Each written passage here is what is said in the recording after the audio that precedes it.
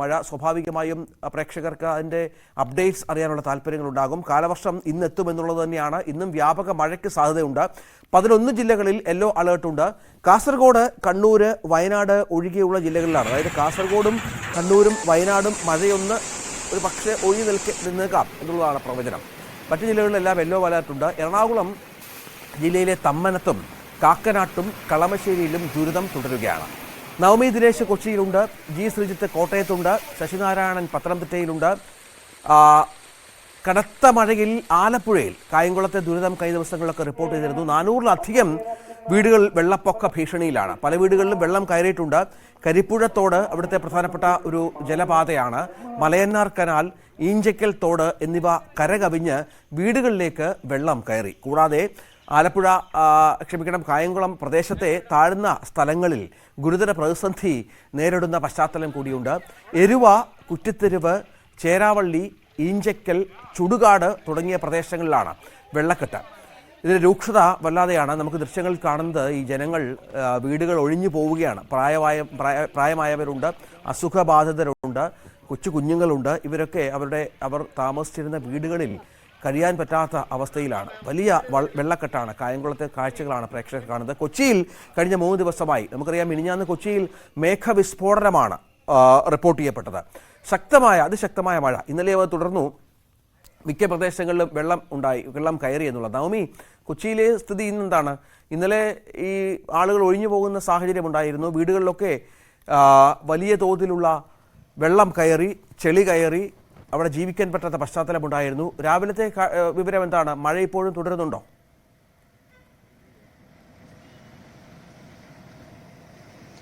രഞ്ജിത്ത്, രാവിലെ മഴ മാറി നിൽക്കുന്ന ഒരു സാഹചര്യമാണ്. എങ്കിൽ പോലും ആശ്വാസമില്ല. ഈ ഒരു അന്തരീക്ഷം കണ്ടിട്ട് ഉടൻ തന്നെ മഴ പെയ്യുമെന്നാണ് നമുക്ക് പ്രതീക്ഷിക്കാനുള്ളത്. മറ്റൊരു കാര്യം, എറണാകുളം ജില്ലയിൽ 3 ദുരിതാശ്വാസ ക്യാമ്പുകളാണ് തുറന്നിരിക്കുന്നത്.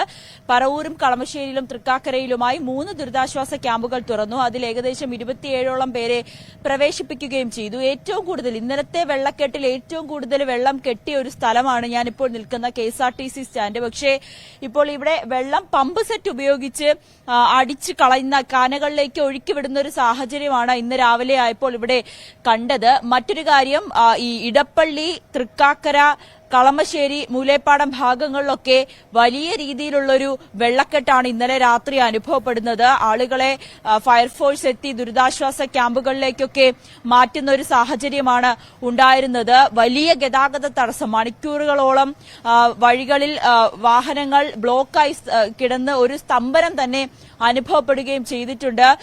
ഇന്നലെ തന്നെ ഹൈക്കോടതി രൂക്ഷ വിമർശനമായിരുന്നു കൊച്ചി കോർപ്പറേഷനെയും ഒപ്പം തൃക്കാക്കര, കളമശ്ശേരി നഗരസഭ അധികൃതർക്കെതിരെയും ഉന്നയിച്ചത്. ഈ മഴ വന്ന് ഉച്ചയിൽ നിൽക്കുമ്പോഴല്ല ശുചീകരണ പ്രവർത്തനങ്ങൾ നടത്തേണ്ടത്. ഇത് കൃത്യമായി അറിയാം. മഴ വരും, കൊച്ചി വെള്ളത്തിൽ മുങ്ങാൻ സാധ്യതയുണ്ട്, ജനജീവിതം ദുസ്സഹമാകുമെന്നൊക്കെ എല്ലാവർക്കും അറിയാം. പിന്നെ എന്തുകൊണ്ടാണ് ഈ ശുചീകരണ പ്രവർത്തനങ്ങൾ ഇത്രയേറെ വൈകുന്നത് എന്നുള്ള രൂക്ഷ വിമർശനം കോർപ്പറേഷനെതിരെ 2 നഗരസഭകൾക്കെതിരെയും ഉന്നയിച്ചിട്ടുണ്ടായിരുന്നു. മറ്റൊന്ന്, ജനങ്ങളെയും കുറ്റപ്പെടുത്തുന്ന ഒരു സാഹചര്യം കോടതിയുടെ ഭാഗത്തു നിന്നുണ്ടായി. കാനകളും തോടുകളും ഓടകളും ഒക്കെ വൃത്തിയാക്കി കഴിഞ്ഞാലും വീണ്ടും പ്ലാസ്റ്റിക് മാലിന്യങ്ങൾ ജനങ്ങൾ തന്നെ കൊണ്ടിടുന്ന ഒരു സാഹചര്യമുണ്ട്. ഇനിയും ഇത്തരത്തിലുള്ള പ്രവർത്തനങ്ങൾ കണ്ടെത്തിയാൽ റെസിഡൻസ് അസോസിയേഷനുകളെ കൂടി പ്രതി ചേർത്ത് കോടതി കേസെടുക്കുമെന്നുകൂടി ഇന്നലെ രൂക്ഷമായ രീതിയിൽ തന്നെ വിമർശിച്ചിട്ടുണ്ട്. അങ്ങനെ തന്നെയാണ് ഈ അധികൃതർക്ക് മാത്രമല്ല ഓരോ ജനങ്ങൾക്കും ഇതുമായി ബന്ധപ്പെട്ട് കൃത്യമായിട്ടുള്ള ഉത്തരവാദിത്തമുണ്ട്. ഇങ്ങനെ ഒരു മഴക്കെടുതി വരുമ്പോൾ നമ്മളൊക്കെ വീട് വിട്ടു പോകേണ്ട സാഹചര്യം, വെള്ളം കെട്ടുന്നു, മരണം റിപ്പോർട്ട് ചെയ്യുന്നു, അപകടങ്ങൾ സംഭവിക്കുന്നു, വാഹനങ്ങളൊക്കെ താറുമാറാകുന്നു. അങ്ങനെ എല്ലാ രീതിയിലും ഒരു മഴ പെയ്താൽ കൊച്ചിക്കാർക്ക് ദുരിതം തന്നെ ദുരിതം. അതിൽ യാതൊരു മാറ്റവുമില്ല. ഇപ്രാവശ്യവും ശുചീകരണ പ്രവർത്തനങ്ങൾ പലയിടങ്ങളിൽ നടത്തിയെന്ന് കോർപ്പറേഷൻ ആവർത്തിച്ച് പറയുമ്പോഴും ഒരു 2 മണിക്കൂർ മഴ നീണ്ടു നിന്നാൽ ഇതെല്ലാം താറുമാറാവും. കൊച്ചി കോർപ്പറേഷന്റെ വാദം പൊള്ളയാണെന്ന് വ്യക്തമാകുകയും ചെയ്യും. എന്തായാലും കളമശ്ശേരി, ഇടപ്പള്ളി, തൃക്കാക്കര ഭാഗങ്ങളിൽ, മൂലേപ്പാടത്തൊക്കെ വലിയ രീതിയിലുള്ള നാശനഷ്ടങ്ങളാണ്. ആളുകളൊക്കെ ഇന്നലെ രാത്രി തന്നെ മാറി താമസിക്കേണ്ട ഒരു സാഹചര്യമുണ്ട്. ഇങ്ങനെ മഴ പോയാൽ പ്രളയ സമാനമായ രീതിയിലേക്ക് കൊച്ചി നഗരം വീണ്ടും എത്തുമെന്നുള്ളതിൽ നിസ്സംശയം പറയാൻ സാധിക്കും. ദുരിതാശ്വാസ ക്യാമ്പുകളുടെ കാര്യം നവമി സൂചിപ്പിച്ചല്ലോ. നവമി, നിരവധി ദുരിതാശ്വാസ ക്യാമ്പുകളുണ്ട്, ഒരുപാട് ആളുകൾ അവിടെ താമസിക്കുന്നുണ്ട്. ഒപ്പം മറ്റൊരു പ്രധാന പ്രശ്നം, മഴ മാറിയാലും ഈ ശുചീകരണം നടത്തുക എന്നുള്ളത് വലിയ വെല്ലുവിളിയല്ലേ കോർപ്പറേഷനും മറ്റും. വീടുകൾക്കുള്ളിൽ പോലും ചെളിയടിഞ്ഞ പശ്ചാത്തലമുണ്ട്, ഒപ്പം മാലിന്യങ്ങൾ അടിഞ്ഞു കൂടിയിട്ടുണ്ട്. ഈ വേനൽക്കാലത്ത് തന്നെ നമുക്കറിയാം കൊച്ചിയിലെ വേസ്റ്റുമൊക്കെയായി ബന്ധപ്പെട്ട് ഒരുപാട് വാർത്തകൾ നമ്മൾ ചെയ്തതാണ്. അത് വലിയ ഗുരുതരമായ സാഹചര്യം സൃഷ്ടിക്കുന്നില്ലേ? അതിനുള്ള എന്ത് പ്രതിവിധിയാണ് യുദ്ധകാല അടിസ്ഥാനത്തിൽ ജനങ്ങൾക്ക് അവരുടെ പഴയ ജീവിതത്തിലേക്ക് തിരിച്ചെത്തിക്കേണ്ടതുണ്ട്? അതിന് എന്തെങ്കിലും തരത്തിലുള്ള കാര്യങ്ങൾ കോർപ്പറേഷന്റെ ഭാഗത്തുനിന്ന് സംഭവിക്കുന്നുണ്ടോ?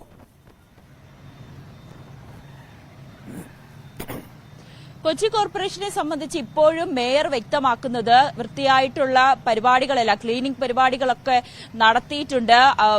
വളരെ അപ്രതീക്ഷിതമായി മഴ ഇങ്ങനെ തോരാതെ പെയ്യുന്നു, മേഘവിസ്ഫോടനം വന്നു, ഇതുകൊണ്ടാണ് വെള്ളക്കെട്ട് ഉയരാൻ കാരണമെന്നുള്ളൊരു വാദമാണ് ഇപ്പോഴും മേയർ പറയുന്നത്. ഇതൊക്കെ നമുക്ക് പറയാൻ സാധിക്കില്ല, പ്രകൃതിയുടെ ഓരോ കാര്യങ്ങളാണ്. മേഘവിസ്ഫോടനം ഒക്കെ പെട്ടെന്നായിരിക്കും സംഭവിക്കാൻ. പക്ഷേ ഇത് കരുതേണ്ടത് ആവശ്യമാണ്. ഒരു അധികൃതർ അല്ലെങ്കിൽ കൊച്ചി കോർപ്പറേഷൻ അല്ലെങ്കിൽ ഏത് നഗരസഭകളാകട്ടെ ഇതൊക്കെ പ്രതീക്ഷിച്ചു വേണ്ടേ ശുചീകരണ പ്രവർത്തനങ്ങളൊക്കെ നടത്താൻ എന്നുള്ളൊരു ചോദ്യം കൂടി ഇന്നലെ ഹൈക്കോടതി ഉന്നയിച്ചിട്ടുണ്ടായിരുന്നു. എന്തായാലും അടിയന്തരമായി ഒരു ക്ലീനിംഗ് ശുചീകരണ പ്രവർത്തനങ്ങൾ, ഈ കാനകളും തോടുകളും ഒക്കെ എത്രയും വേഗം ഈ മാലിന്യങ്ങൾ തടസ്സം സൃഷ്ടിക്കാതെ വെള്ളമൊക്കെ ഒഴുകി പോകുന്ന ഒരു രീതിയിലേക്ക് കാനകളെയും ഓടകളെയും ഒക്കെ ശുചീകരിക്കണമെന്ന് ഇന്നലെ തന്നെ കോർപ്പറേഷൻ ചെയ്യുമെന്നാണ് കോടതിയോട് വ്യക്തമാക്കിയിരിക്കുന്നത്. പക്ഷേ ഇങ്ങനെ മഴ തുടരെ നിന്നു കഴിഞ്ഞാൽ എങ്ങനെയാണ് വൃത്തിയാക്കുക എന്നുള്ളതിൽ ഇപ്പോഴും സംശയമുണ്ട്. ഇതിനു മുൻപ് ഇതൊക്കെ ചെയ്യാമായിരുന്നു കോർപ്പറേഷനും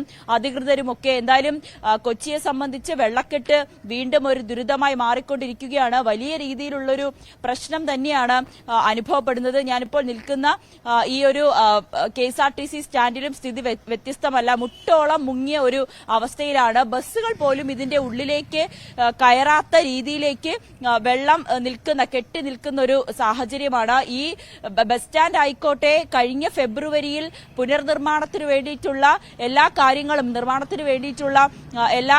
കാര്യങ്ങളും ചെയ്യുമെന്ന് മന്ത്രിയും MLA കൂടിയായ പി രാജീവ് വരെ ഇവിടെ എത്തി വ്യക്തമാക്കിയതായിരുന്നു. പക്ഷേ പേരിന് വേണ്ടി പോലും യാതൊരു നവീകരണ പ്രവർത്തനങ്ങളും ഇവിടെ നടത്തിയിട്ടില്ല എന്നതാണ് യഥാർത്ഥ സത്യം. രഞ്ജിത്ത്. ഒപ്പം നവമി, ഇൻഫോ പാർക്കുമായി ബന്ധപ്പെട്ട് ഇൻഫോ പാർക്കിൽ ഒരു 2 മണിക്കൂറൊക്കെ മഴ ആ പ്രദേശത്ത് പെയ്താൽ അതിശക്തമായ വെള്ളക്കെട്ടുണ്ടാകും. നമ്മൾ കഴിഞ്ഞ ദിവസം കണ്ടതാണ്. IT കമ്പനികൾ നിരവധിയായി ഏതാണ്ട് 1 ലക്ഷത്തിനടുത്ത ആളുകൾ ജോലി ചെയ്യുന്ന നമ്മുടെ അഭിമാന പ്രദേശമാണ് ഇൻഫോ പാർക്ക് എന്ന് പറഞ്ഞാൽ നമുക്കറിയാം. പക്ഷെ അതിൻ്റെ സുരക്ഷിതത്വം, ഈ മഴ പെയ്യുമ്പോൾ ഉണ്ടാകുന്ന ഈ പ്രശ്നങ്ങൾ കഴിഞ്ഞ 2 ദിവസങ്ങളായി നമ്മൾ കാണുന്നുണ്ട്. വെള്ളക്കെട്ടിലാണ്, പല കമ്പനികളിലും വെള്ളം കയറി കഴിഞ്ഞു. ഇതിനൊക്കെ യുദ്ധകാല അടിസ്ഥാനത്തിൽ നടപടി ഉണ്ടാകണം, പരിഹരിക്കണം. അത്തരം എന്തെങ്കിലും ആലോചനകളുണ്ടോ? ഇപ്പോൾ ഇൻഫോ പാർക്കിലെ വെള്ളം ഒഴിഞ്ഞിട്ടുണ്ടോ? അവിടെ നേരത്തെ പറഞ്ഞ പോലെ നേരത്തെ ഉള്ള പോലെ സാധാരണ സാഹചര്യത്തിലേക്ക് കാര്യങ്ങൾ എത്തിയിട്ടുണ്ടോ? അത്തരം കാര്യങ്ങൾ എന്താണ്? ഇൻഫോ പാർക്ക് ആണല്ലോ കഴിഞ്ഞ 2 ദിവസമായി സോഷ്യൽ മീഡിയയിലും മറ്റും നിറഞ്ഞു നിൽക്കുന്ന അവിടുത്തെ ചിത്രങ്ങളും വെള്ളക്കെട്ടും മറ്റും.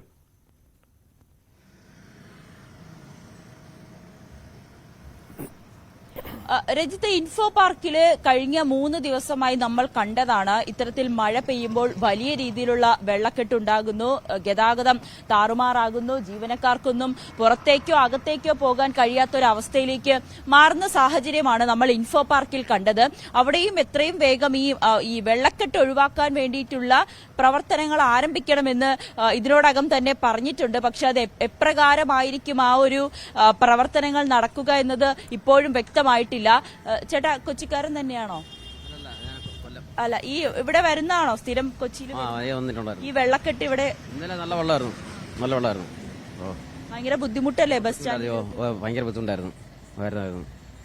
അങ്ങനെ യാത്രക്കാരാണ്, ഇവർക്കൊക്കെ സ്ഥിരം ഉള്ള പരാതിയാണ് ഇത്തരത്തിൽ നല്ല വെള്ളക്കെട്ടാണ്. രഞ്ജിത്ത് പറഞ്ഞത് നമ്മൾ ഇൻഫോ പാർക്കിന്റെ കാര്യമാണ്. ഇൻഫോ പാർക്കിലും ഇത്തരത്തിൽ വെള്ളക്കെട്ട് രൂക്ഷമാകുന്ന സാഹചര്യത്തിൽ ഏതെങ്കിലും വിധത്തിലുള്ള അടിയന്തരമായിട്ടുള്ള പ്രശ്നപരിഹാരം വേണമെന്ന് അറിയിച്ചിട്ടുണ്ട്. പക്ഷെ അത് ഏത് വിധത്തിലായിരിക്കും ഇനി അവിടെ ഒരു വെള്ളക്കെട്ട് ഒഴിവാക്കാൻ വേണ്ടിയിട്ടുള്ള സംവിധാനം ഏർപ്പെടുത്തുക എന്ന് ഇപ്പോഴും വ്യക്തമല്ല. ഇന്നലെയൊക്കെ ഏകദേശം രാത്രി 8 മണിയൊക്കെ ആയപ്പോഴേക്കും വാഹനങ്ങളൊന്നും പുറത്തേക്ക് എടുക്കാൻ കഴിയാത്ത ഒരവസ്ഥയിലേക്ക് ഇൻഫോ പാർക്കിന്റെ സ്ഥിതി വഷളായി കഴിഞ്ഞിരുന്നു. അതോടൊപ്പം തന്നെ പല വാഹനങ്ങളും, ഇരുചക്ര വാഹനങ്ങളായിക്കോട്ടെ കാറുകളായിക്കോട്ടെ, വെള്ളത്തിൽ മുങ്ങിയ ഒരവസ്ഥ, പല തകരാറ് സംഭവിച്ചിരിക്കുന്ന അവസ്ഥയൊക്കെ, കാനകളിലേക്കൊക്കെ വണ്ടി മറിയുന്ന ഒരു സാഹചര്യം, കാറുകളൊക്കെ കാനയിൽ മറിഞ്ഞ ഒരു ദൃശ്യം വരെ നമ്മൾ കണ്ടതാണ്. അങ്ങനെയാണ് കൊച്ചി നഗരത്തിൽ ഇൻഫോ പാർക്ക് ആയിക്കോട്ടെ, കളമശ്ശേരി, മൂലേപ്പാടം, തൃക്കാക്കര, ഇടപ്പള്ളി, KSRTC സ്റ്റാൻഡ് ഉൾപ്പെടെയുള്ള മിക്കയിടങ്ങളിലും വെള്ളക്കെട്ട് അതിരൂക്ഷമായി തന്നെ നിൽക്കുകയാണ്. ഇപ്പോൾ മഴ മാറി നിൽക്കുന്നത് കൊണ്ടാണ് ഈ വെള്ളം എല്ലാം ഒലിച്ചു ഇറങ്ങി പോവുകയും ഒപ്പം പമ്പ് സെറ്റ് ഉപയോഗിച്ച് ഇങ്ങനെ കാനകളിലേക്ക് ഒഴുക്കി വിടുകയും ചെയ്തത്. പക്ഷേ ഇത് എത്രത്തോളം ഫലപ്രദമാണ്? ഈ മഴ തോരാതെ നിന്നു കഴിഞ്ഞാൽ കൊച്ചിക്കാരുടെ അവസ്ഥ വളരെ ദുരിതമാണ്. നമുക്ക് ഇവിടെ കുറച്ച് ഓട്ടോ ചേട്ടന്മാരുണ്ട്, അവരോടും കൂടി ചോദിക്കാം. ചേട്ടാ, കൊച്ചിയിൽ വെള്ളക്കെട്ട് വീണ്ടും രൂക്ഷമാണ്. ഇന്നലെയൊക്കെ KSRTC സ്റ്റാൻഡ് വലിയ വെള്ളക്കെട്ടിലാണ് ഉണ്ടായിരുന്നു. ഭയങ്കര വെള്ളക്കെട്ടായിരുന്നു. ഇവിടെ മൊത്തം വണ്ടിയൊന്നും ഓടാൻ പറ്റില്ലായിരുന്നു. അതുകൊണ്ട് ഒരുപാട് ആൾക്കാർ വണ്ടി ഓടിയിട്ടില്ല. പിന്നെ ഈ വെള്ളം കയറുകൊണ്ട് വണ്ടികൾക്ക് കംപ്ലൈന്റ് ആകുന്നു, യാത്രക്കാർക്ക് ദുരിതം, ആകെ പ്രശ്നങ്ങളാണ് മൊത്തമായിട്ട്. എല്ലാ റോഡിലും വെള്ളമായിരുന്നു. കാനകളൊന്നും ഇപ്പോഴും വൃത്തിയാക്കിയിട്ടില്ല. ഇല്ല, വൃത്തിയാക്കിയത് അവർ പറയുന്നേ ഉള്ളൂ. വൃത്തിയാക്കിയില്ല, നമുക്ക് ഇപ്പോഴും അറിയില്ല. ഈ അടുത്ത് ഇവിടുത്തെ ഒരു കാന ഉണ്ടായിരുന്നു, അത് ചെറുതായിട്ടൊന്ന് വൃത്തിയാക്കിയിട്ടുണ്ട്, എന്നാലും ഫുള്ളാക്കി ചെയ്തിട്ടില്ല. പിന്നെ ഒരുപാട് കാനകൾ ഇപ്പോൾ നമ്മുടെ മുല്ലശ്ശേരി കാന റോഡിലുള്ള, അത് മെയിൻ ഒരു കനാലാണ്, അതിപ്പോഴും ഒന്നും ആയിട്ടില്ല. അതിൻ്റെ പരിപാടികളൊന്നും ആയിട്ടില്ല. അതിങ്ങനെ തന്നെ വർഷങ്ങളായിട്ട് ഇങ്ങനെ കെട്ടിക്കിടക്കണാണ്. അതിലെ കൂടെ ശരിക്കും നീരൊഴുക്കുള്ള കാണയാണ്. പക്ഷെ അത് ഒഴുക്കിപ്പോൾ കുറവാണ്. അതിലെ കൂടെ ബ്ലോക്കായിട്ട് കിടക്കണമെന്നാണ് തോന്നുന്നത്. ഇപ്പോൾ ശരിക്കും സ്ഥിരമായിട്ട് ഇവിടെ ഓട്ടോ ഓടിക്കുന്ന ചേട്ടനാണ്. എങ്ങനെയാണ് ഈ കൊച്ചിയിൽ ഒരു മഴ വരുമ്പോൾ? എനിക്കിപ്പോൾ 50 വയസ്സായി. ഞാൻ ജനിച്ചപ്പോൾ കാണാൻ വെള്ളപ്പൊക്കം ഇവിടെ കാണാനൊന്നും പണിയണില്ല. പണിയണിപ്പോൾ കാശുണ്ടാക്കാനാണ് എല്ലാവരും പറഞ്ഞ. ടൈലിട്ട് മൂടി ഭംഗിയാക്കി, എന്നിട്ട് പിന്നെ അടുത്ത പൊളിക്കണ സമയത്താണ് ഈ കോരണത്. ഇപ്പൊ ഈ മഴക്കാലത്ത് കോരണത് എന്ത് ശരിക്കും പറഞ്ഞ കോമഡിയാണ്. ഈ വെള്ളപ്പൊക്കത്തിൽ വെള്ളം മുങ്ങിക്കുമ്പോൾ ചെളികോരി റോട്ടിലിടണത്. ഇതൊക്കെ വർഷങ്ങളായിട്ട് കാണുന്നതാണ്. ഇതൊന്നും പ്രത്യേകിച്ച് പറയേണ്ട ആവശ്യമില്ല. അത് തന്നെയാണ് രഞ്ജിത്ത്, കൊച്ചിക്കാരുടെ ഒരു പ്രതിഷേധം കൂടിയാണ്, അവരുടെ ഒരു വേദന കൂടിയാണ് ഇപ്പോൾ പങ്കുവച്ചത്. 50 വർഷമായി ആ ചേട്ടൻ കൊച്ചിയിൽ ഓട്ടോ ഓടിക്കുന്നു, കൊച്ചിക്കാരനാണ്. ഇതൊക്കെ കൊച്ചിയെ സംബന്ധിച്ച് സ്ഥിരമാണ്. ഈ അധികൃതരൊന്നും കൃത്യമായി ഇതൊന്നും നോക്കുന്നില്ല എന്ന് തന്നെയാണ് പറയാൻ സാധിക്കുന്നത്. നമ്മളും ഇതിനു മുൻപും പലതവണ ഈ കൊച്ചി നഗരത്തിലെ വെള്ളക്കെട്ടുകൾ അല്ലെങ്കിൽ KSRTC സ്റ്റാൻഡിലെ വെള്ളക്കെട്ടിനെയൊക്കെ നിരവധി തവണ നമ്മൾ റിപ്പോർട്ട് ചെയ്തതാണ്. പക്ഷെ ഇപ്പോഴും ഒരു മഴ പെയ്യുമ്പോൾ കൊച്ചിയുടെ അവസ്ഥ വ്യത്യസ്തമല്ല.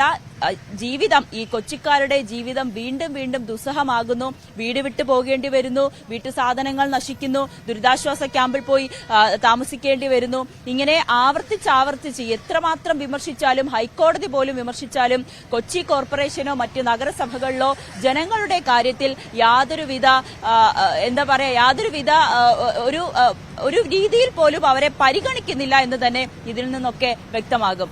അതാണ് നവമി, കൊച്ചിയിലെ ഓട്ടോക്കാർക്കൊപ്പം നാട്ടുകാർക്കൊപ്പം ചേർന്നാണ് കൊച്ചിയിലെ ദുരിതം. പക്ഷേ ശ്രീജിത്തിലേക്ക് ഒന്ന് പോകണം. ശ്രീജിത്ത്, കോട്ടയത്തെ സാഹചര്യം എങ്ങനെയാണ്? കൊച്ചിയിലെ കാര്യങ്ങൾ നവമി പറഞ്ഞു. കോട്ടയത്ത് മഴയുണ്ടായിരുന്നു, വെള്ളക്കെട്ടുണ്ടായിരുന്നു, നദികളിലൊക്കെ വെള്ളം ഉയരുന്ന പശ്ചാത്തലമുണ്ടായിരുന്നു. ഇന്ന് കുറച്ചുകൂടി വ്യത്യസ്തമാണോ കാര്യങ്ങൾ?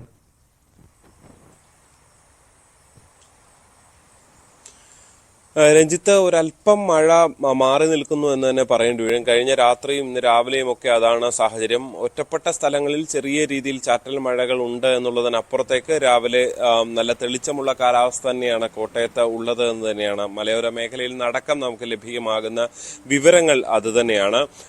ഏതാണ്ട് 400ഓളം പേർ വിവിധ ദുരിതാശ്വാസ ക്യാമ്പുകളിൽ കഴിയുന്നുണ്ട്. നമുക്കറിയാം, കഴിഞ്ഞ ദിവസങ്ങളിലൊക്കെ ഉണ്ടായ മഴ, കിഴക്കുണ്ടായ വെള്ളം, അത് ഇന്നലെയൊക്കെ തന്നെ ഈ പറഞ്ഞ പോലെ നദിയിലെ വെള്ളം ഇറങ്ങി താഴേക്ക് ഒഴുകി വരുന്ന ഒരു സ്ഥിതിവിശേഷമുണ്ട്. കോട്ടയത്തിന്റെ ഒരു പ്രത്യേകത സ്വാഭാവികമായി അങ്ങനെയാണ്. കുട്ടനാടിന് സമാനമാണ്. ഈ അപ്പർ കുട്ടനാടൻ മേഖലയിൽ ഉൾപ്പെട്ട കോട്ടയം താലൂക്കിലെയും വൈക്കം താലൂക്കിലെയും നിരവധി ഇടങ്ങളിൽ, താഴ്ന്ന പ്രദേശങ്ങളിൽ വെള്ളം കയറിയിട്ടുള്ള ഒരു സ്ഥിതിവിശേഷമാണുള്ളത്. അങ്ങനെ വൈക്കത്തും കോട്ടയത്തുമാണ് ഏറ്റവും കൂടുതൽ ദുരിതാശ്വാസ ക്യാമ്പുകളുള്ളത്. ആകെ 17 ദുരിതാശ്വാസ ക്യാമ്പുകളാണ് ഇതുവരെ പ്രവർത്തിക്കുന്നത്. അതൊരു ചെറിയ കണക്കാണ് സാധാരണ നിലയിൽ നോക്കുമ്പോൾ. സാധാരണ ഒരുപാട് 50,000-ഓളം ആളുകൾ വരെ ദുരിതാശ്വാസ ക്യാമ്പുകളിലൊക്കെ കഴിയുന്ന സമയം ഉണ്ടായിട്ടുണ്ട്. അത് വെച്ച് നോക്കിയാൽ ഇപ്പോൾ വളരെ ചെറിയൊരു സംഖ്യയാണ്. 400 പേർക്ക് അടുത്ത് മാത്രമാണ് ദുരിതാശ്വാസ ക്യാമ്പുകളിൽ കഴിയുന്നത്.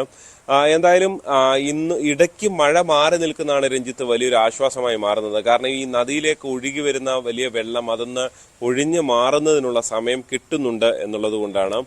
തുടർച്ചയായി പെയ്ത ദിവസമാണ് ഉരുൾപൊട്ടൽ ഉണ്ടായത് മിനിയാന്ന്. അന്നാണ് ഈ ഈരാറ്റുപേട്ടയിലും പാലയിലും എല്ലാം വെള്ളം കയറുന്ന സ്ഥിതിവിശേഷം ഉണ്ടായത്. ആ വെള്ളം കയറുന്നത് ഒരു മണിക്കൂറുകൾക്ക് ശേഷം ഇറങ്ങിപ്പോകുന്ന സ്ഥിതിവിശേഷവും ഈ രണ്ട് നഗരങ്ങളിലും ഉണ്ടായിട്ടുണ്ട്. എന്തായാലും ഇന്നും യെല്ലോ അലർട്ട് പ്രവചനമാണുള്ളത്. കാര്യമായ മഴ ഉണ്ടായേക്കില്ല എന്ന പ്രതീക്ഷയാണുള്ളത്. ഈ അലർട്ടുകൾ എപ്പോൾ വേണമെങ്കിലും മാറാം. പക്ഷെ എന്നാലും രാവിലത്തെ ഒരു കാലാവസ്ഥ നോക്കുമ്പോൾ കാര്യമായ പ്രശ്നങ്ങളില്ലാതെ മുന്നോട്ട് പോകുന്നു എന്ന് തന്നെ നമുക്ക് പറയാൻ സാധിക്കും. രഞ്ജിത്ത്, ശ്രീത്താണ് വിവരങ്ങൾ പങ്കുവെക്കുന്നത്. കോട്ടയത്ത് ഇന്ന് അല്പം ഒന്ന് മഴ മാറി നിൽക്കുന്ന സാഹചര്യമുണ്ട്.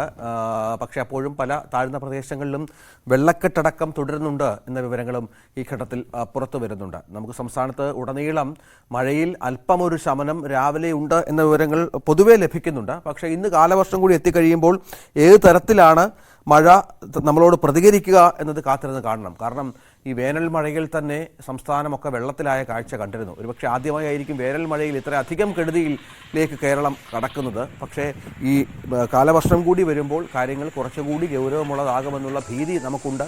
കരുതലോടെ ജാഗ്രതയോടെ ഇരിക്കാം എന്നുള്ളതാണ്. നവമി, കാലവർഷം ഇന്ന് വരികയാണ്.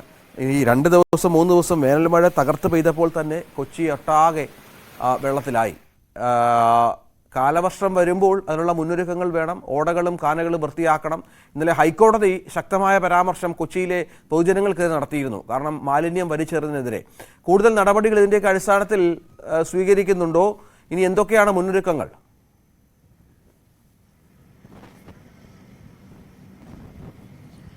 രഞ്ജിത്ത്, കോർപ്പറേഷൻ ഇതുമായി ബന്ധപ്പെട്ട് യാതൊരുവിധ പ്രതികരണവും ഇതുവരേക്കും നടത്തിയിട്ടില്ല. ഇന്നലെ വലിയ രൂക്ഷമായിട്ടുള്ള രീതിയിലെ വിമർശനമാണ് ഹൈക്കോടതി കൊച്ചി കോർപ്പറേഷനെയും ഒപ്പം തൃക്കാക്കര കളമശ്ശേരി നഗരസഭയ്ക്കെതിരെയും ഉന്നയിച്ചത്.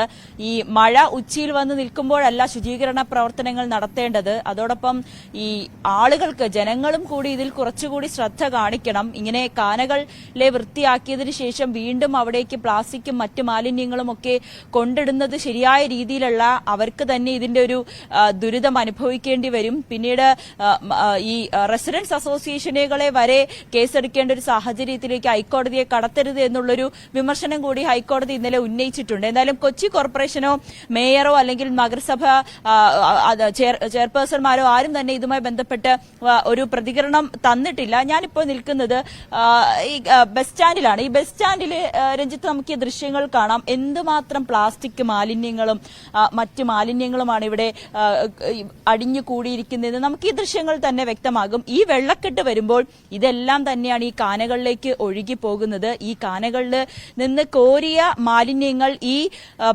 2 സൈഡിലുമായി കോരി വെക്കുന്നു എന്നതിലപ്പുറത്തേക്ക് ഇത് കൃത്യമായി കൊണ്ടുപോകുവാനോ മറ്റെവിടെയെങ്കിലും കൊണ്ട് കളയാനോ ഒന്നും കോർപ്പറേഷൻ തയ്യാറായിട്ടില്ല. ഇത് കാനയാണ്. ഇവിടെ നിന്ന് KSRTC സ്റ്റാൻഡിൽ നിന്നും ഒഴുകിയെത്തുന്ന വെള്ളം ഈ പോകേണ്ടത് ഈ കാനയിലേക്കാണ്. ഒരു 2 മണിക്കൂർ ഈ മഴ തുടർച്ചയായി പെയ്താൽ ഈ കാന നിറയും.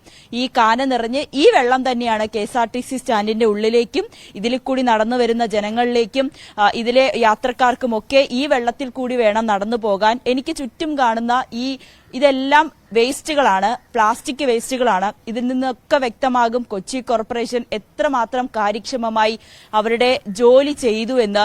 ഹൈക്കോടതി വിമർശിച്ചില്ലെങ്കിലേ ഉള്ളൂ അതിശയം. കാരണം അത്രമാത്രം മാലിന്യങ്ങളാണ് ഇവിടെ കോരി വെച്ചിരിക്കുന്നത്. ഇതൊന്ന് കൊണ്ടുപോയി സംസ്കരിക്കാൻ വേണ്ടിയിട്ടുള്ള നടപടി പോലും കൊച്ചി കോർപ്പറേഷൻ കൃത്യമായി നടത്തിയിട്ടില്ല. ഈ കാനകളിലേക്കുള്ള ഒഴുക്ക് പിന്നെ എങ്ങനെയാണ് സുഗമമായി നടക്കുക? അത്രമാത്രം മാലിന്യങ്ങളാണ് 2 സൈഡിലുമായി വെച്ചിരിക്കുന്നത്. ഇത് ഈ കാനയുടെ സൈഡിലെ മാത്രം കാര്യമല്ല, ഈ KSRTC സ്റ്റാൻഡിന്റെ ഉള്ളിലും ഇത് തന്നെയാണ് സ്ഥിതി.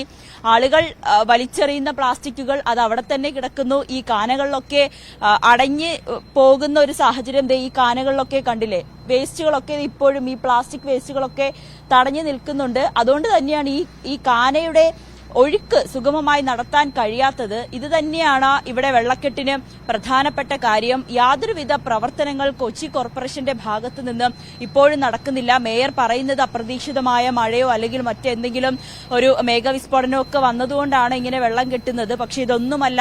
ഇവിടെ വന്ന് പരിശോധിച്ചാൽ, മേയർ ഇവിടെ വന്ന് ഇറങ്ങി നോക്കിയാൽ തന്നെ മനസ്സിലാകും ഈ പ്ലാസ്റ്റിക്കുകളും മറ്റ് മാലിന്യങ്ങളും അടഞ്ഞു തന്നെയാണ് ഇവിടെയുള്ള കാനകളൊക്കെ ഇങ്ങനെ വെള്ളക്കെട്ടിൽ മുങ്ങി നിൽക്കുന്നതെന്ന്. ഇതൊക്കെ അനുഭവിക്കുന്നത് ഇവിടുത്തെ സാധാരണക്കാരായ ജനങ്ങളും ഈ സാധാരണക്കാരായ യാത്രക്കാരുമാണ്. അവരൊക്കെ രാവിലെ പുലർച്ചെ തന്നെ ഇവിടെ വന്ന് നിൽക്കുന്നവരുണ്ട്, ദൂരയാത്രയ്ക്കൊക്കെ പോകുന്നതിന് വേണ്ടി. പക്ഷേ ഇതിന്റെ ഉള്ളിലേക്ക്, സ്റ്റാൻഡിന്റെ ഉള്ളിലേക്ക് കടക്കാൻ കഴിയാതെ നിൽക്കാൻ കഴിയാത്തൊരവസ്ഥയാണ്. ഒരു മഴ കൂടി പെയ്താൽ ഇവരെവിടെയാണ് നിൽക്കുക എന്നുള്ളൊരു ചോദ്യം കൂടിയാണ് ഇവിടെ ഉന്നയിക്കുന്നത്. ഈ വേസ്റ്റുകൾ കണ്ടില്ലേ, ഇതൊക്കെ KSRTC സ്റ്റാൻഡിന്റെ ഉള്ളിലെ കാഴ്ചകളാണ് ഇത്. ഇതിനിടയ്ക്ക് എവിടെയാണ് ജനങ്ങൾ നിൽക്കുക? പകർച്ചവ്യാധികളും അല്ലെങ്കിൽ മാരകമായിട്ടുള്ള രോഗങ്ങളൊക്കെ വരാൻ വേറെ എങ്ങും പോകണ്ട, ഇതുപോലെ കൊച്ചിയിലെ പലയിടങ്ങളിലും ചെന്ന് നിന്നാൽ മതി. എന്തായാലും കൊച്ചി കോർപ്പറേഷൻ ഇതെങ്കിലും കണ്ട് വീണ്ടും ഈ പ്രവർത്തനങ്ങൾ, ഈ ശുചീകരണ പ്രവർത്തനങ്ങൾ ഇതിനോടകം തന്നെ ശക്തമായി നടത്തുമെന്നാണ് നമ്മളും പ്രതീക്ഷിക്കാനുള്ളത്.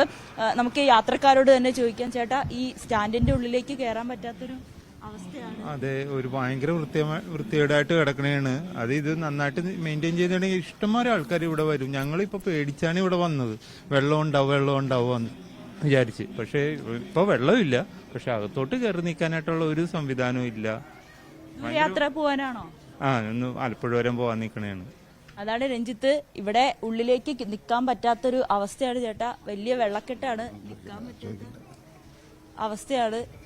നമ്മൾ കണ്ടു ഈ സ്റ്റാൻഡിന്റെ ഉള്ളിലേക്ക് എങ്ങനെയാണ് ഇവർ ഇവിടെയൊക്കെ നിൽക്കുക. ഈ വലിയ ബാഗുകളും കുട്ടികളും ഒക്കെ ആയിട്ട്, കുട്ടികളും മുതിർന്നവരും വയസ്സായവരും ഒക്കെ ഇവിടെ വരുന്നുണ്ട്. പക്ഷെ അവർക്ക് എവിടെയാണോ ഒന്ന് ഇരിക്കുക? ഈ സ്റ്റാൻഡിന്റെ ഉള്ളിലെ അവസ്ഥയാണ് ഇത്. പലപ്പോഴും നമ്മൾ റിപ്പോർട്ട് ചെയ്തതാണ്. ഈ MP-യും MLA-യും അടക്കം ഇവിടെ വന്ന് ഈ മഴ കഴിഞ്ഞ ശേഷം അവർ ഇതെല്ലാം പരിശോധിച്ച് പോകുന്നതാണ്.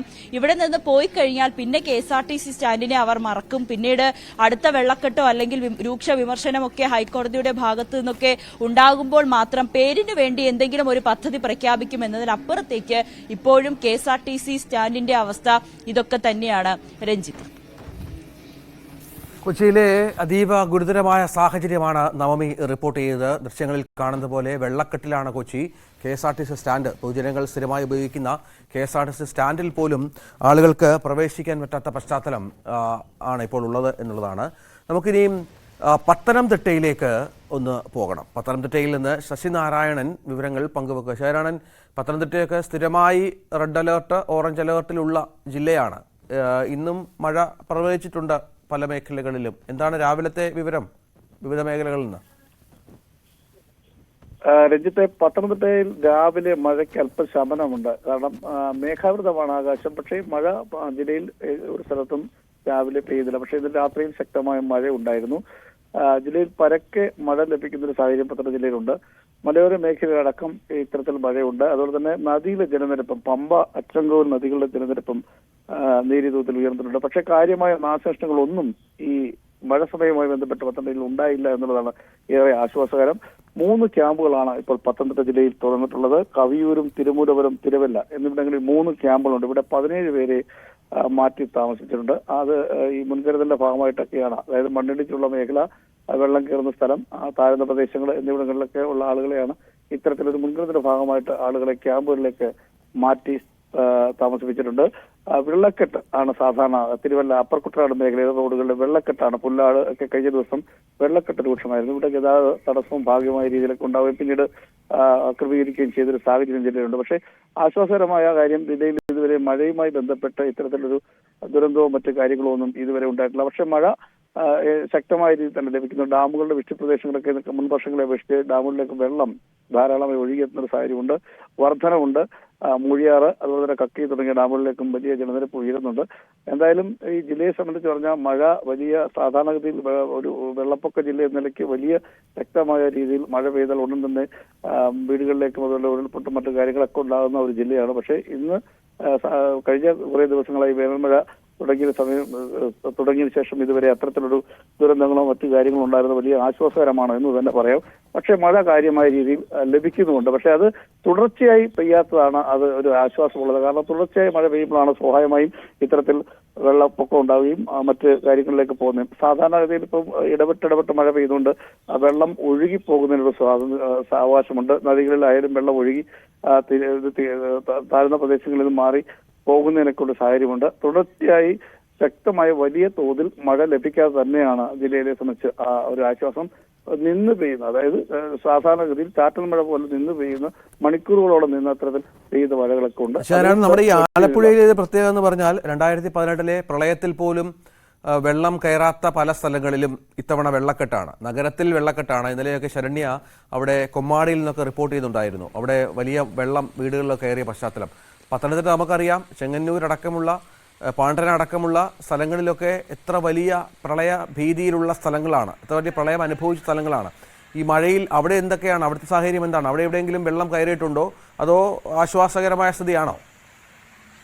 രഞ്ജിത്തെ, അപ്പർ കുട്ടനാട് മേഖലയിൽ ഞാൻ നേരത്തെ സൂചിപ്പിച്ചല്ലോ, വെള്ളം സാധാരണഗതിയിൽ അപ്പർ കുട്ടനാട് മേഖല താഴ്ന്ന പ്രദേശങ്ങളിൽ ഈ കടപ്പുറ, നിരണം തുടങ്ങിയ മേഖലകളിലൊക്കെ താഴ്ന്ന പ്രദേശങ്ങളിലും വെള്ളം കയറിയിട്ടുണ്ട്. അവിടെ അത്തരത്തിലുള്ള ഒരു ആശങ്കയുണ്ട്. സാധാരണഗതിയിൽ എല്ലാ വർഷവും അത്തരത്തിൽ മഴ പെയ്താൽ ആ പ്രദേശങ്ങളിൽ വെള്ളക്കെട്ടുണ്ടാവും, ഗതാഗത തടസ്സം ഉണ്ടാവും, ആ വീടുകളിലൊക്കെ ആളുകൾക്ക് കയറാൻ പറ്റാത്തൊരു സാഹചര്യം അത് എല്ലാ വർഷവും ഈ താഴ്ന്ന പ്രദേശമായതുകൊണ്ട് അവിടെ ഉണ്ടാവുന്നുണ്ട്. പക്ഷെ ഇപ്രാവശ്യം അത്തരത്തിലുണ്ട്. ചെങ്ങന്നൂർ അടക്കമുള്ള ഈ പണ്ടനാട് അടക്കമുള്ള മേഖലകളിലൊക്കെ അതൊക്കെ ഉണ്ട്. പക്ഷേ അത് കാര്യമായ രീതിയിൽ ജനജീവിതത്തെ ബാധിച്ചിട്ടില്ല എന്നുള്ളതാണ് ഞാൻ നേരത്തെ സൂചിപ്പിച്ചത്.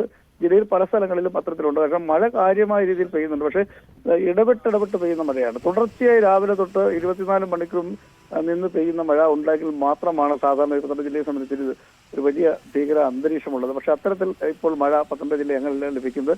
ഇടപെട്ട് മഴ പെയ്യുകയും അതിന് മഴയ്ക്ക് മാറ്റം ഉണ്ടാവുകയൊക്കെ ചെയ്യുന്നുണ്ട്. ആവശ്യത്തിന് മഴ ലഭിക്കുകയും പിന്നീട് ഈ ഇത്തരത്തിലുള്ള വെള്ളക്കെട്ടോ മറ്റു കാര്യങ്ങളോ അത് മാറിപ്പോകുന്നൊരു സാഹചര്യം കൂടി പത്തനംതിട്ട ജില്ലയിലുണ്ട്. അതൊരു ആശ്വാസകരമായ കാര്യമാണ്. നദികളുടെ ജലനിരപ്പ്, പമ്പയിലും അച്ചൻകോയിലും നദിയിലെ ജലനിരപ്പ് ഇപ്പോൾ ഉയർന്നിട്ടുണ്ട്. അത് വലിയ അപകട രീതിയിലല്ല എങ്കിലും നേരിയ തോതിൽ ഉയർന്നിട്ടുണ്ട്. അതിന്റെ ഭാഗമായിട്ടാണ് നേരത്തെ ജില്ലയിൽ ഈ 3 ക്യാമ്പുകൾ, കവിയൂർ, തിരുമൂലപുരം, തിരുവല്ല എന്നിവിടങ്ങളിൽ 3 ക്യാമ്പുകൾ ഈ നദീതീരങ്ങളിൽ താമസിക്കുന്ന, വെള്ളക്കെട്ടുള്ള മേഖലയിൽ താമസിക്കുന്ന ആൾക്കാരെ മാറ്റി താമസിപ്പിക്കാൻ വേണ്ടി ദുരന്ത നിവാരണ അതോറിറ്റി ഇതിനെ മാറ്റി താമസിച്ചത് 17 പേരെയാണ് ഈ ക്യാമ്പുകളിലേക്ക് മാറ്റി താമസിച്ചുള്ളത്. കാര്യമായ രീതിയിൽ ഇന്നലെ രാത്രി ശക്തമായ മഴ ജില്ലയിലെ മലയോര മേഖലകളിലൊക്കെ ഉണ്ടായിരുന്നു. അത് ഡാമിന്റെ വൃഷ്ടി പ്രദേശങ്ങളിലൊക്കെ ഉണ്ടായിട്ടുണ്ട്. ഉരുൾപൊട്ടലുകൾ ചില പ്രദേശങ്ങളിൽ ഉണ്ടായിട്ടുണ്ട്. അവിടെ പക്ഷെ അത് അപകടങ്ങളില്ലാത്ത ജലവാസ മേഖലയല്ലാത്ത ഉൾവനങ്ങളിലാണ്. അതുകൊണ്ടാണ് നദികളിലെ ജലനിരപ്പ് സ്വാഭാവികമായിട്ടും ഉയർന്നിട്ടുള്ളത്. അത്തരത്തിൽ ചില കാര്യങ്ങളല്ലാതെ ജില്ലയെ സംബന്ധിച്ച് ആശ്വാസകരമാണ്. വരും മണിക്കൂറുകളിൽ ഈ കാലവർഷം ശക്തിപ്പെടുന്ന സാഹചര്യത്തിൽ മറ്റ് മുൻകരുതലും കാര്യങ്ങളൊക്കെ ജില്ലയിലുണ്ട്. വിനോദസഞ്ചാര മേഖലയിലേക്കുള്ള യാത്രകൾക്കൊക്കെ നേരത്തെ സൂചിപ്പിച്ചതുപോലെ വിലക്ക് ഏർപ്പെട്ടിട്ടുണ്ട്. പാറമടകളുടെ പുറത്ത് നിർത്തിവെച്ചിട്ടുണ്ട്. കുന്നിടിച്ചിലും മണ്ണിടിച്ച് അതുപോലെ ഉരുൾപൊട്ടലുള്ള സാധ്യതയുള്ള മേഖലയിൽ നിന്നും ആളുകളെ മാറ്റി പാർപ്പിക്കുന്ന നടപടികളൊക്കെ അവർക്ക് ഒരു ജാഗ്രത നിർദ്ദേശമൊക്കെ ജില്ലാ ശശിനാരായണൻ വിവരങ്ങൾ പങ്കുവച്ചു. ഇന്നലെ തിരുവനന്തപുരം നഗരത്തിലാകട്ടെ 3 മണിക്കൂർ, അതായത് ഇന്നലെ ഒരു ഉച്ചയ്ക്ക് ശേഷം 2 മണിയോട് തുടങ്ങിയ മഴയാണ്.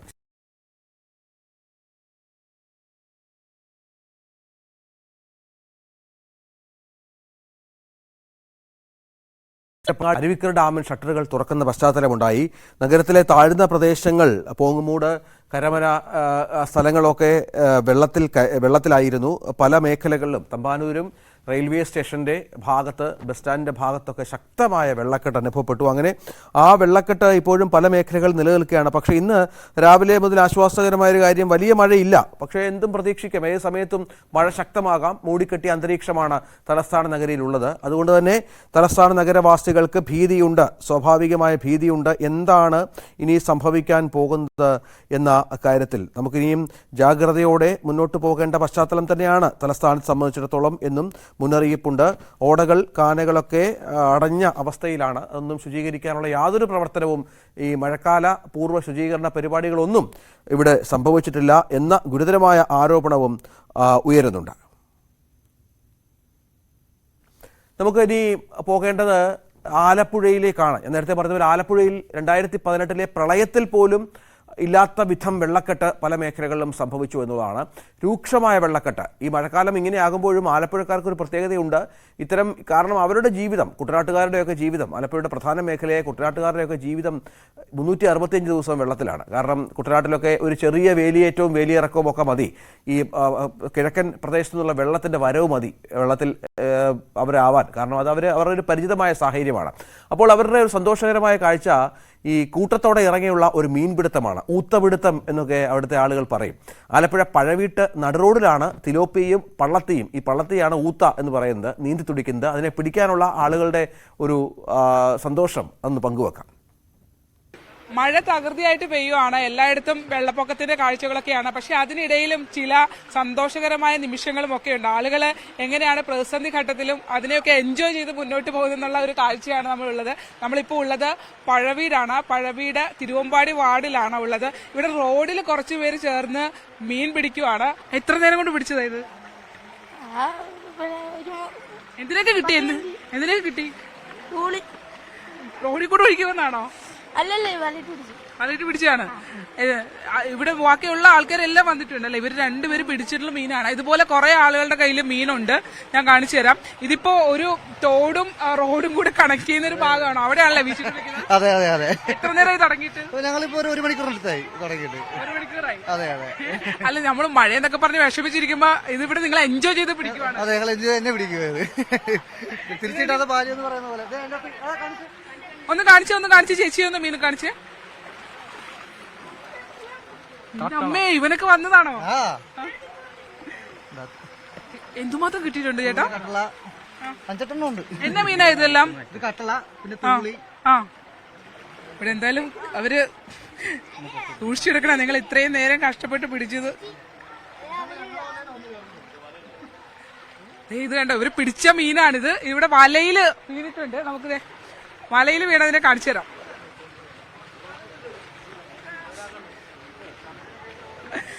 എന്തായാലും റോഡിൽ നിന്ന് പിടിച്ച മീനല്ലേ ഏട്ടാ?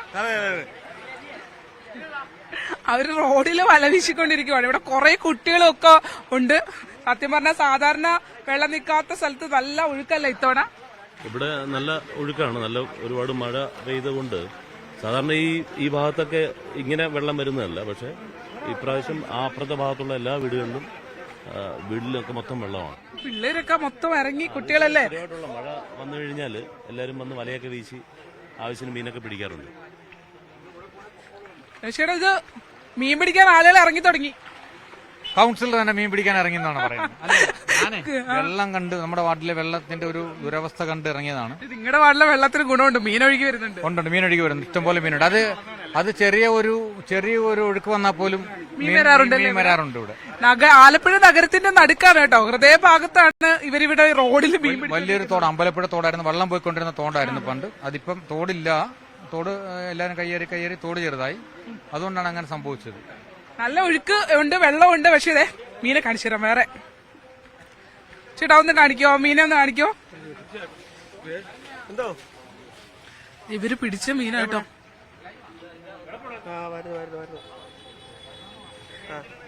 ഇത് എത്ര നേരം കൊണ്ട് പിടിച്ചാ? ഇതിപ്പോ ഒരു 1.5 മണിക്കൂറായിട്ടുണ്ട്. ഞങ്ങൾ അത്രയും വിഷമിച്ച് പിടിച്ചാണ്. ഇന്നിപ്പോ നല്ല തിരക്കോട്ടല്ലോ ഇവിടെ. എല്ലാവരും ഈ വാർഡിലെല്ലാവരും ഇറങ്ങി. ഞങ്ങളുടെ വീട്ടിലൊക്കെ വെള്ളം കയറി. ഇതിനും കൂടുതലുണ്ടായിരുന്നു വെള്ളം. ഈ രാവിലത്തെ ഒഴുക്കോട്ട് രാവിലോട്ട് മീൻ കയറുന്നുണ്ടോ? തീർച്ചയായിട്ടും കയറുന്നുണ്ട്. അതാണ് എന്തായാലും നമുക്ക് അറിയാലോ, മഴക്കാലമൊക്കെ വന്നാൽ എല്ലായിടത്തും ദുരിതത്തിന്റെ ഒക്കെ കാഴ്ചകളാണ്. പക്ഷേ കുട്ടികൾ ഉൾപ്പെടെ ബക്കറ്റും ചെറിയ വല കെട്ടിയും ഒക്കെ അതൊക്കെ ആയിട്ട് ഇവിടെ മീൻ പിടിക്കാനായിട്ട് ഇറങ്ങിയിരിക്കുകയാണ്.